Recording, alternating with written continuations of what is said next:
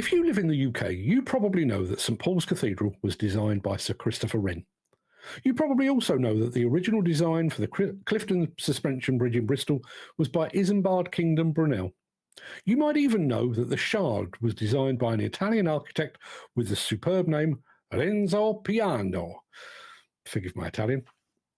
However, the name of the man who laid the foundation stone for St Paul's has been lost in the mists of time. No one recalls the names of the men who made the steel cables that support the Clifton Suspension Bridge.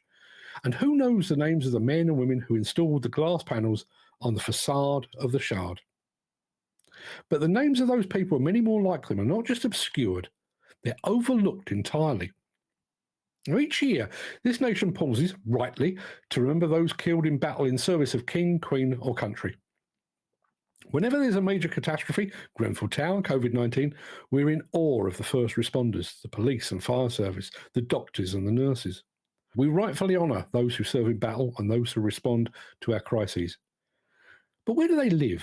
Where do they train and work? In barracks, stations, hospitals, structures built by the very people we often forget. There are no statues to the men and women of demolition and construction. There is no day of remembrance to those from the industry who gave their lives in service. Now, some might argue there's a certain nobility to a death in battle. Even though the human species should have evolved beyond conflict resolution by force and violence, I accept that. But is there not a nobility to the construction of a hospital, a school, a place of learning? Is building something that will stand for 100 years not a noble pursuit? Do we not owe a debt of gratitude to the men and women who build our houses, our roads, our bridges, ports, harbours, airports, schools, colleges, universities, libraries? And this isn't just a matter of honouring the fallen of our industry, those who gave their lives within the demolition and construction sector, although I do believe there should be a suitable national monument, a focal point for the industry's mourning. But this is about more than that. We're constantly talking about the need to inspire the next generation of demolition and construction workers. Citing Isambard Kingdom Brunel or holding up Sir Christopher Wren as an aspirational example just doesn't fly. Those men, and many more like them, are beyond the memory and the aspiration of most. If we are to encourage the working men and women of tomorrow, we need to celebrate the working men and women of today. And there's a lot to celebrate. Construction isn't just work, it's legacy. Every beam secured, every brick laid, every road paved is a mark on history. The structures built today will shape communities for generations. Every demolished building makes way for progress, whether it's a new hospital, a school, or a cutting-edge development.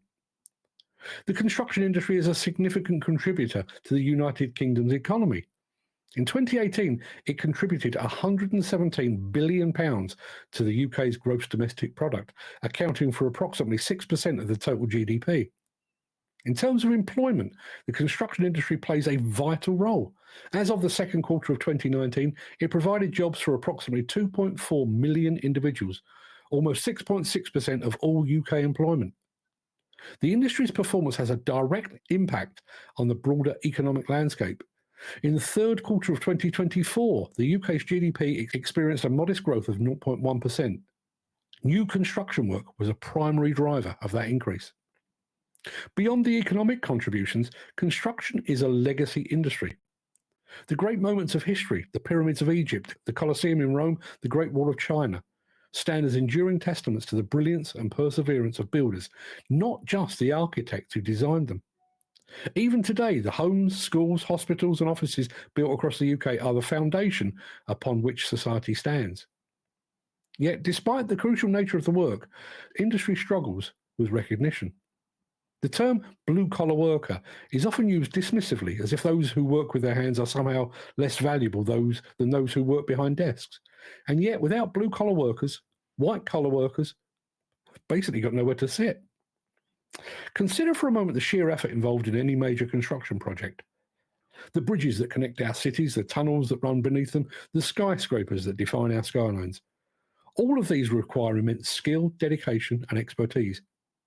Every girder placed, every brick laid, every beam secured is the result of hard labour and precise execution. To dismiss such work as unskilled is a profound misunderstanding of what it truly entails. And let's be clear here. Architects like Wren and Brunel were amazing, incredible, ahead of their time. But without the men and women of construction, they were just two blokes who were quite good at drawing. Their dreams and visions would have remained just that. It's time we celebrate those who build. It's time we recognise the labour, skill and dedication that go into shaping the world we live in. The construction industry deserves its place in the national consciousness, not as an afterthought, but as a pillar of society. And perhaps it's time for a National Construction Workers' Day, a moment each year to honour those who shape our world, ensuring that their contributions are no longer taken for granted. A monument to honour those who gave their lives building for the future. A change in mindset that appreciates that without builders, nothing else would stand. Because when the dust settles, when the scaffolding comes down and when the ribbon is cut on a brand new building, it's not just the architects who should be applauded and celebrated. It's the men and women of construction, the unsung heroes of progress who deserve to be remembered.